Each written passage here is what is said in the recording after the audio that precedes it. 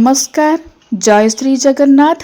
गुरुमा new life channel को आपण माननकु आउ थरे अनेक अनेक स्वागत एवं मु आज आपण माननकु वीडियो रे जणेबी रज संक्रांति किपरि पालन कली एवं प्रत्येक संक्रांति आमे किपरि पालन करिबा उचित एवं संक्रांति पालन करिवार महत्व एवं तार विधि एवं तार लाभ कौन।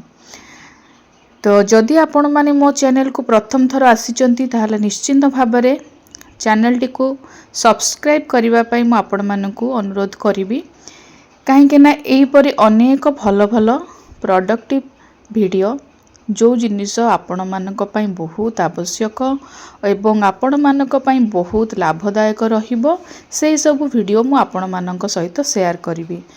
जदि बा भिडियोटी आनिबा पाई मोर टिके लेट हो जाइछि, रज संक्रांति सरी जाइछि गतकाली ठारू, किंतु आज मु आपण माननकु किपरि पालन कली एवं तार संपूर्ण विधि एवं लाभ विषय रे मु आपण माननकु जणेबी। एही सब विषय रे आपण माने जानिबा पाई भिडियोटी को लास्ट जाय देखंतु एवं संपूर्ण वार्ताटी को आपण माने सुनंतु। प्रथमे जानिबा रज संक्रांति बा मिथुन संक्रांति। एहा कौन? ज्योतिष मतरे रज संक्रांति दिन सूर्यदेव वृष राशि मिथुन राशि को प्रवेश करती।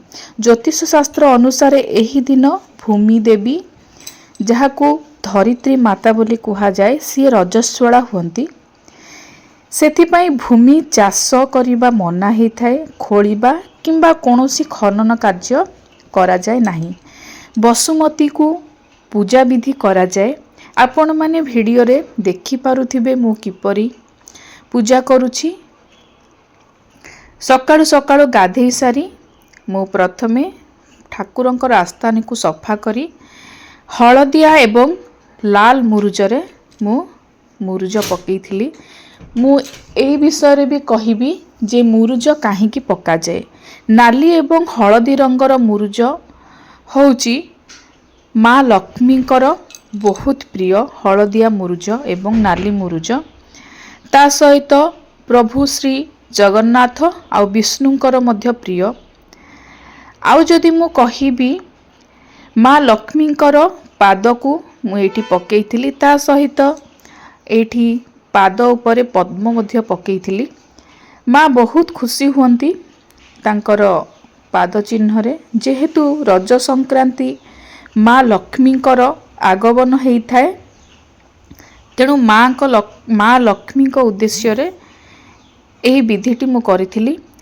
आउ जदि आपण मानकु लक्ष्मी प्राप्ति निहाती आवश्यक ताले एही दिनटी को आपण मानंतु। केवल जे मिथुन संक्रांति नुह, रज संक्रांति नुह, आगो को आसुथुवा प्रत्येकटी संक्रांति आपण माने एही भली भाबरे पालन करि परिबे। तो मु आपण मानकु कहिबी आपण एही परि भाबरे प्रत्येक संक्रांति को पालन करंतु।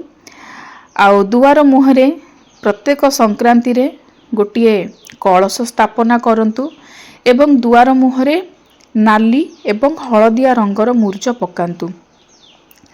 धन प्राप्ति हेबा सहित सुख शांति और समृद्धि बढ़े बोली विश्वास करा जाए।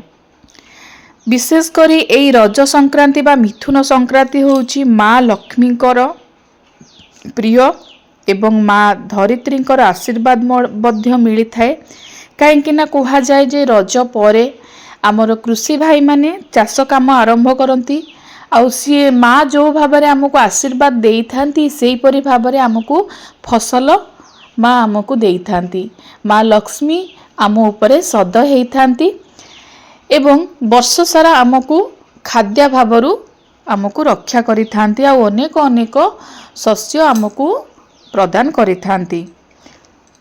घरे सुख शांति, धन धान्य एवं समृद्धि बढ़े बोली ए रज संक्रांति रे विश्वास करा जाए।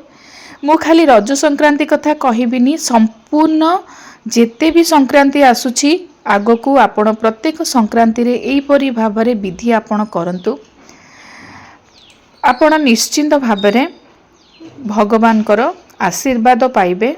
प्रत्येक संक्रांति रे କିଛି ନା କିଛି महत्व रही।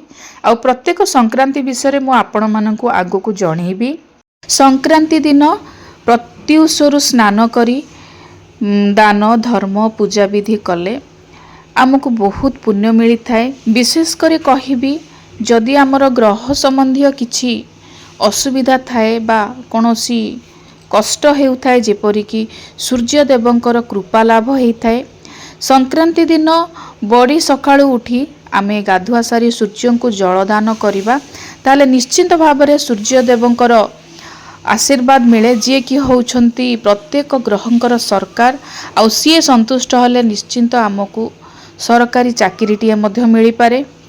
ता सहित धन धान्य मध्य वृद्धि होइथाए। घरे सुख समृद्धि बढ़ी थाए। माँ लक्ष्मींकर कृपा मिले घरे धन धान्य ऐश्वर्य वृद्धि बढ़े बोली विश्वास करा जाए एवं मानसिक शांति सहित सकारात्मक शक्ति मध्य बढ़ी थाए। एवं संक्रांति पालन कले परिवारर मध्य अनेक मंगल हेइथाए। परिवार सदस्यंकर कल्याण एवं अनेक उन्नति हेइथाए। जदि आमे एही सब आध्यात्मिकता आमर ओडिया परंपरा एवं रीतिनीति एवं पूजा विधि को जदि आमे हृदयर सहित करिबा ना निश्चिंत भाबरे आमर उन्नति हेइथिबो एवं मंगल हेइथिबो। आमे हृदयरु भक्तिर सहकारे जदि पूजा करिबा निश्चिंत आमको फल मिलिबो। जदि ज्योतिष शास्त्र मत अनुसार कहिबी संक्रांति एक बहुत पवित्र दिन एवं एही दिनटा को जी सत्य मानुछंती मु कहिबी ता जीवनरु सबु किछि कष्ट दूर हो जाई परिबो। आउ सूर्य देवतांकर अनेक अनेक आशीर्वाद मध्य मिली थाए। आपण मानकु आगामी गोटे वीडियो रे मु जणेबी सूर्य देवंकर आशीर्वाद मिलिबा द्वारा आमर कौन कौन परिवर्तन होइथाए। जो भाई भौणी माने चाकरी पाई चेष्टा करूछंती एवं कोनोसी काम पाई आपण माने चेष्टा करूछंती गोटे गुरुत्वपूर्ण काम सूर्य देवतांकर आशीर्वाद द्वारा किपरि ता सफल मिले मु आपण मानकु जणेबी। तो ये थिला रज संक्रांति माँ लक्ष्मींकर कृपा एवं धन धान्य वृद्धि पाई एही सबु विधि मु करिथिली। आपण माने मध्य प्रत्येक संक्रांतिर महत्व अलगा किछि रहिछि। आपण प्रत्येक संक्रांति को आपण निश्चिंत भाबरे शुद्धपूत भाबरे पालन करंतु एवं जीवन रे अनेक समस्या को दूर करने सहित सुख शांति धन धान्य ऐश्वर्य स्वास्थ्य एवं मानसिक शांति ए सबु लाभ करिथांतु। वीडियोटी शेष पर्यंत आपण माने सुनिथिबारु आपण मानकु मो तरफरु बहुत बहुत धन्यवाद।